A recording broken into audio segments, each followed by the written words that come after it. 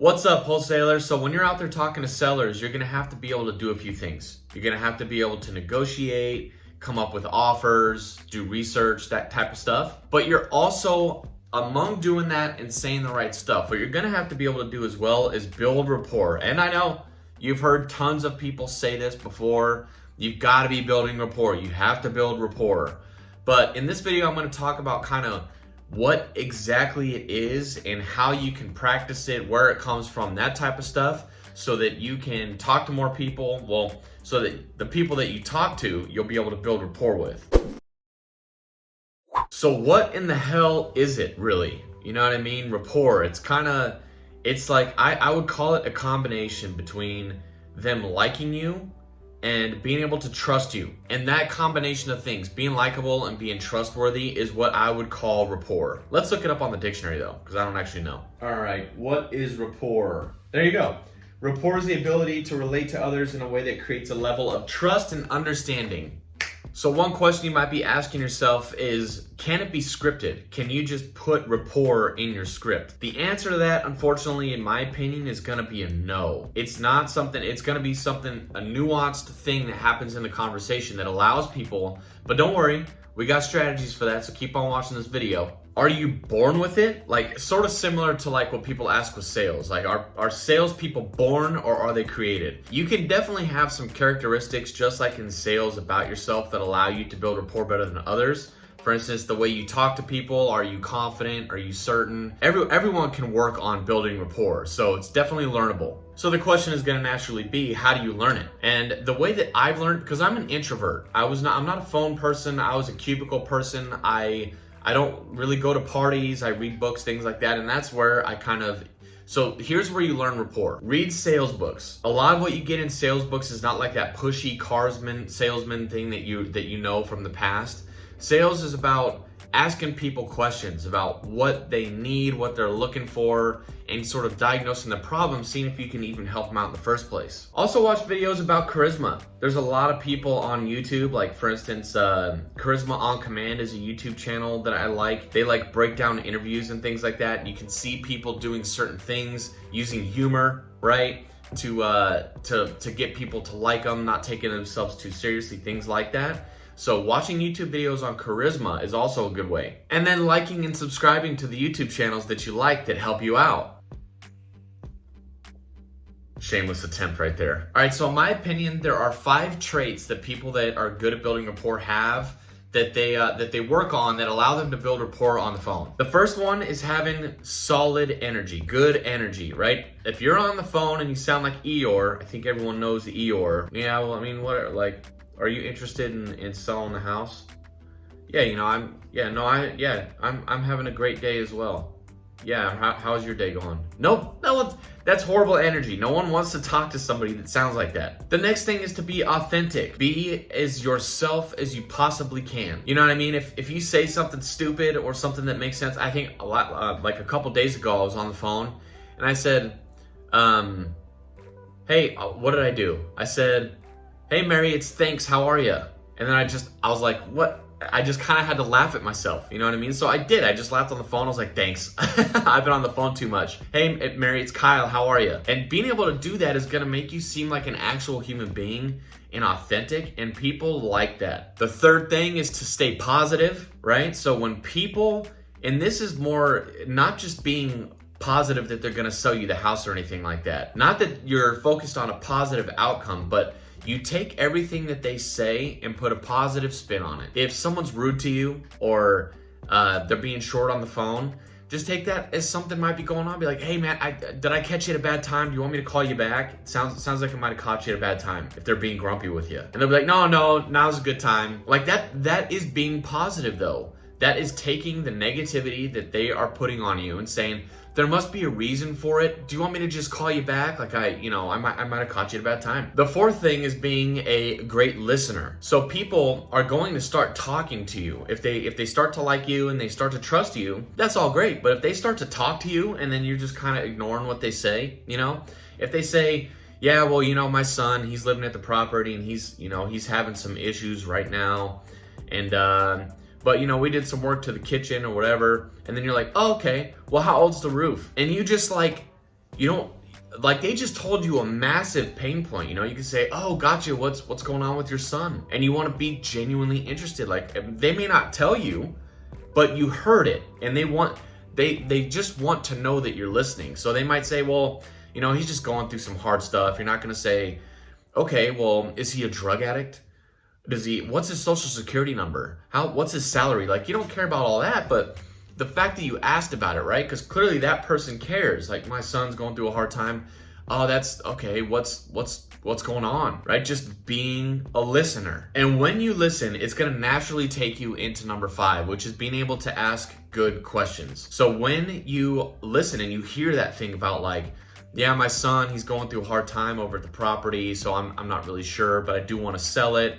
Being able to ask questions about that, being able to listen and stop, and then ask a good question, you know, oh gosh, okay, what's going on? What's going on with your son, right? And then they might say, well, he lost his job 2 months ago, and he's going through a divorce.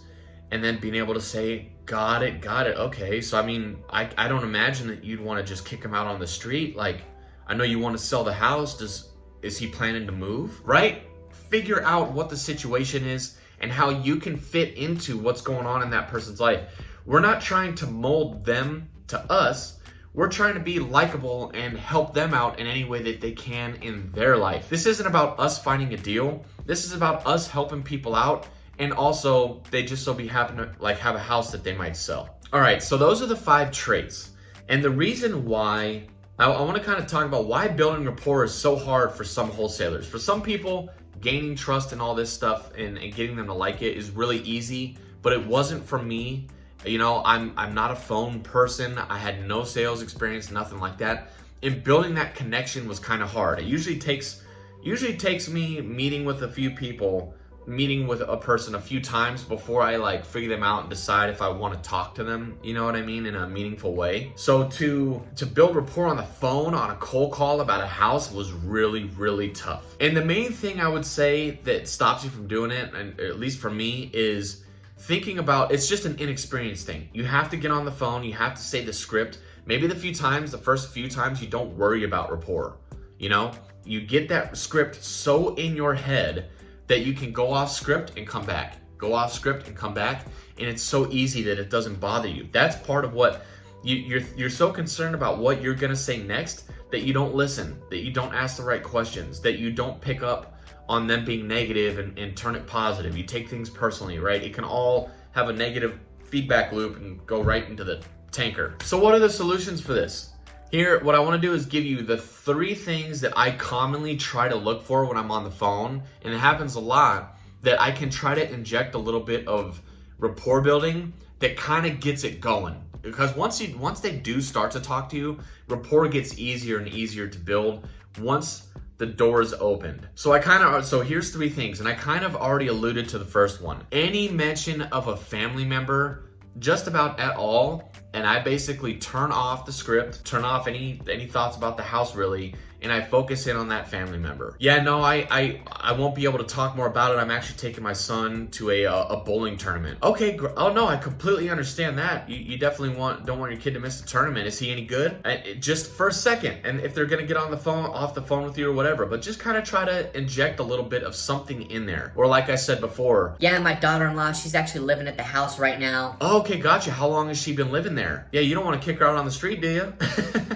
Are you making her pay rent right now, or are you letting her live there scot-free? Those kind of questions kind of focus more on their family member, right, than you do more so on the house, and that'll get people to like you a little bit. It's just an easy way to ask a little bit of a personal question that's not crazy personal, but it's about their life, and then once they start to do that, like we said, it gets the ball rolling. The second thing is actually, it's house related, but then you turn it into not house related. So anytime that they say that they have done an upgrade or remodel to the house, I stop and I ask them, I go down this rabbit hole of, did you do the work or did you hire somebody to do it, right? So they'll be like, yeah, we had a leak in the kitchen about 6 years ago, but we got that fixed. And then I'm like, okay, I don't care who fixed it, honestly, but in order to ask them a rapport question, I'll say, oh, gotcha, okay, did you fix it yourself? And then they'll be like, oh, no, I hired somebody out to do that. I'll be like, oh, how was that? How was hiring out was it just like a plumber, or did you have some significant work? And then, you know, anything else, just ask them like, so are you pretty handy? Could you fix the roof if you had to? Type of thing. That's what I'm saying, like, you just start to kind of talk to them about construction skills. Maybe you're not good at it. Maybe you could be like, yeah, you know, I started doing carpentry when I was 5 years old, and maybe you can bond with that. Or maybe you're not handy, like me, I'm not very handy. And they're like, yeah, no, I had to hire that out. And I'll be like, that's exactly what I gotta do too. I gotta hire contractors because I can't do anything but maybe paint a wall. And the third thing is try to notice any sounds in the background. So like if you hear a kid screaming or you hear dogs barking, right? You can ask about it. You can be like, oh, do I hear a bunch of dogs in the background? Yeah, I got 4 dogs back here. You know, they're always there. Look, the mailman might have came by or something. Oh, cool. I love dogs. What kind of dogs are they? And then you can go on to a little small tangent, not like 10 minutes or anything like that, about what kind of dogs they have. And it's just an opportunity. Just listen for something. Maybe you've got kids or grandkids yourself. Or what else could you hear? This happens a lot where I pick up the phone and I can tell that they're driving. You can just hear the road in the call. And I always start that way. I'm always like, hey, John, how's it going? This is Kyle. Oh, hey, Kyle. Hey, I know this call's kind of unexpected here. I'm just calling about a property on Main Street. Just want to see if you'd consider an offer for the property there. Well, and whatever, but as soon as you can. And hey, well, I know that you said you're interested, but hey, it sounds like you're driving. Are you comfortable talking on the phone while you're driving? Acknowledging what you're hearing, acknowledging their situation, and they'll be like, wow, this person's listening.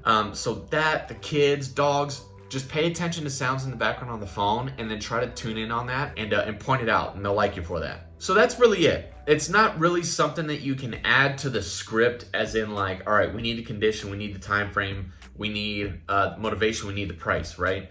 But consider all of that to be, all those questions, all that stuff to be written on a piece of paper called Rapport.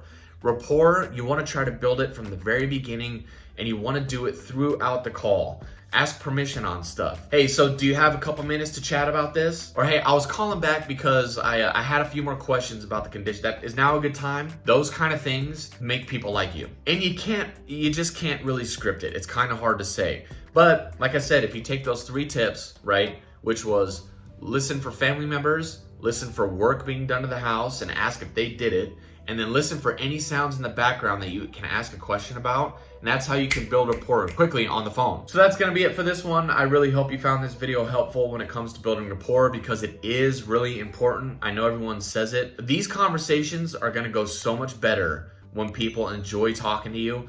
And it is something that you can learn to do. So just know that if you think you're not any good on the phone, or you're skeptical if you will be good on the phone, just know that you can practice this stuff and it will get better in time. So that's it. I will see you on the next video.